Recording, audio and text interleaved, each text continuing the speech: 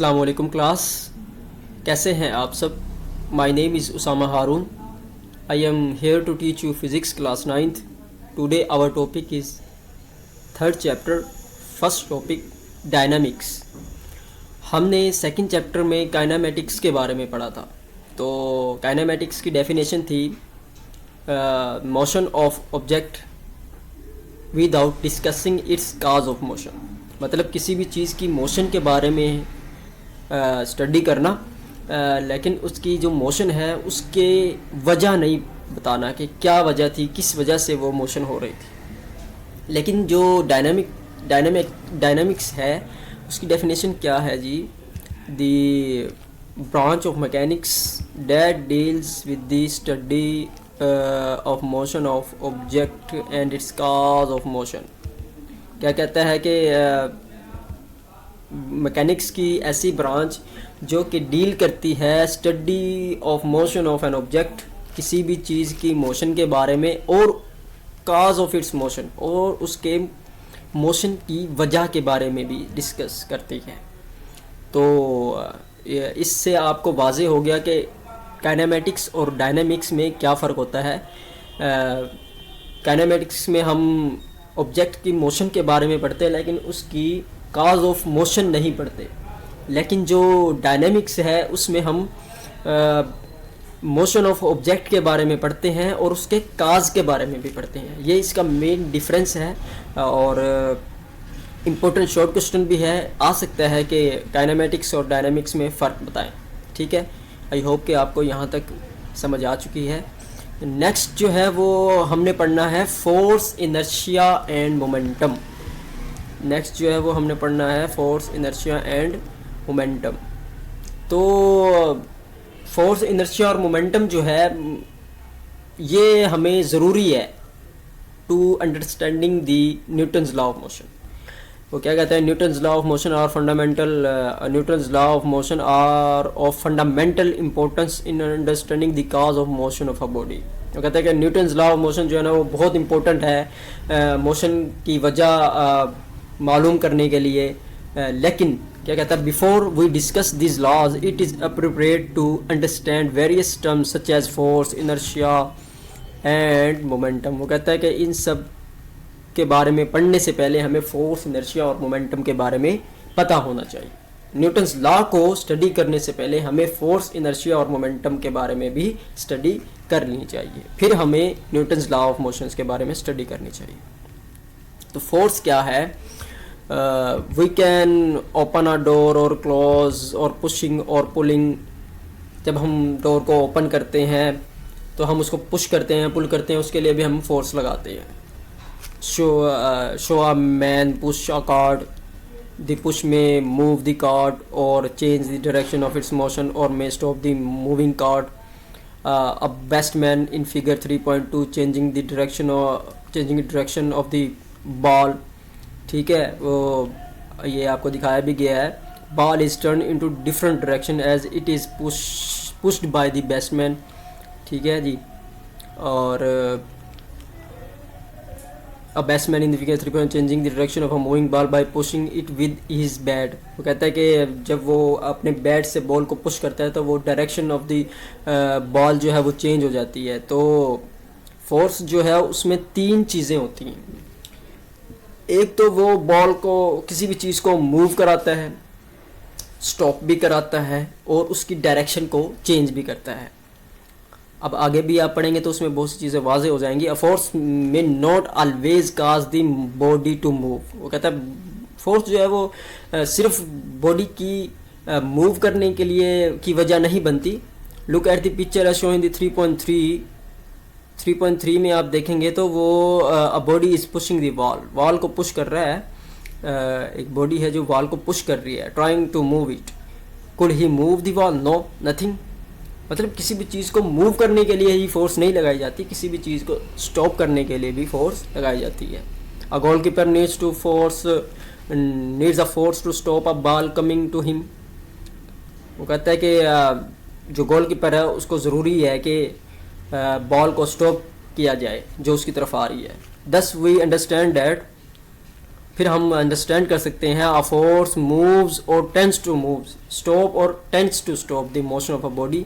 The force can also change the direction of the motion of the body. क्या कहता है कि जो फोर्स है वो किसी भी चीज़ को मूव कराने के लिए, स्टॉप कराने के लिए और किसी भी चीज़ की डायरेक्शन को चेंज करने के लिए ज़रूरी होती है। ठीक है, आई होप कि आपको फोर्स के बारे में समझ आ गई होगी। इसके बाद है जी इनर्शिया। इनर्शिया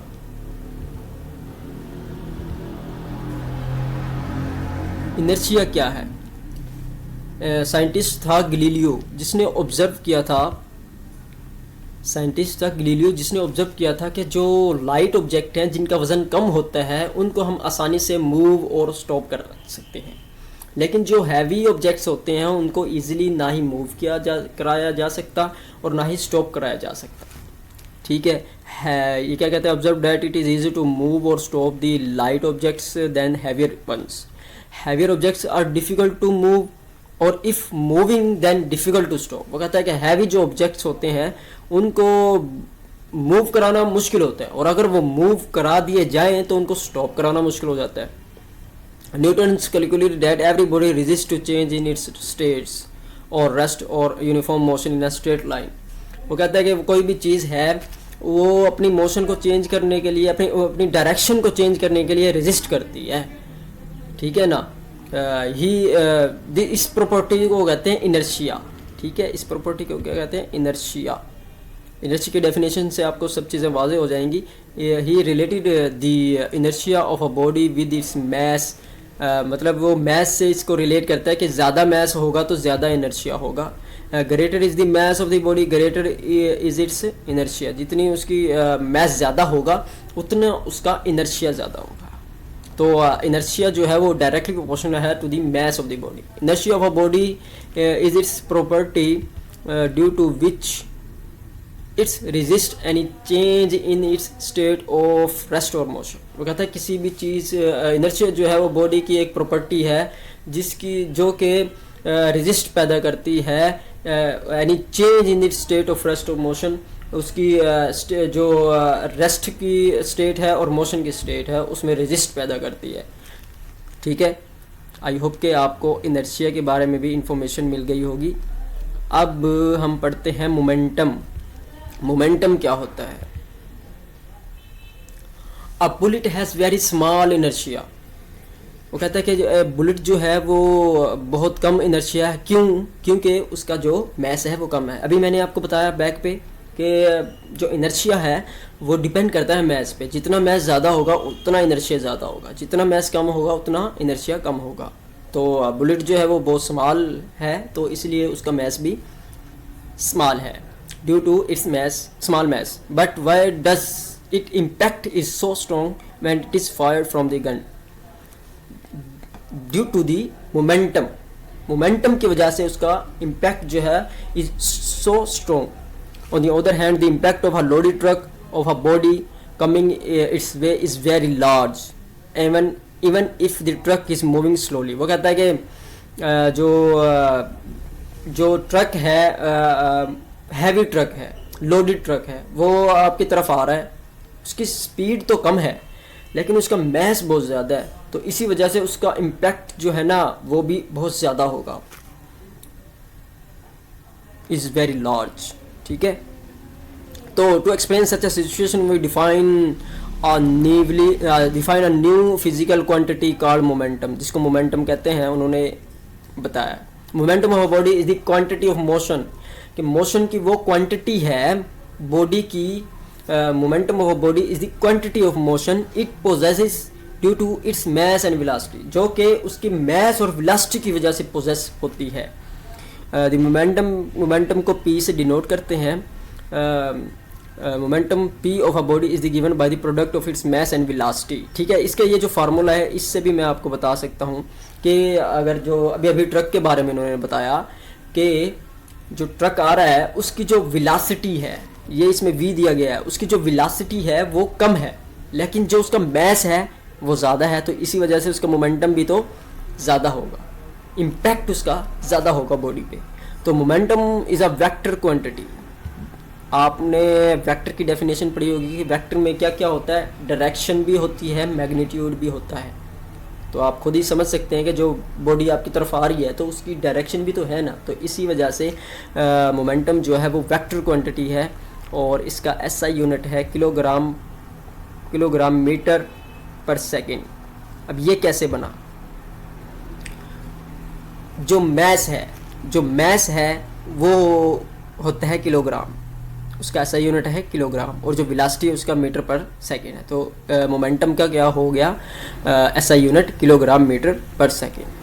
आई होप कि आपको आज का मेरा लेक्चर यहाँ तक समझ आ गया होगा। अपना बहुत ज़्यादा ख्याल रखिएगा। अल्लाह हाफिज़।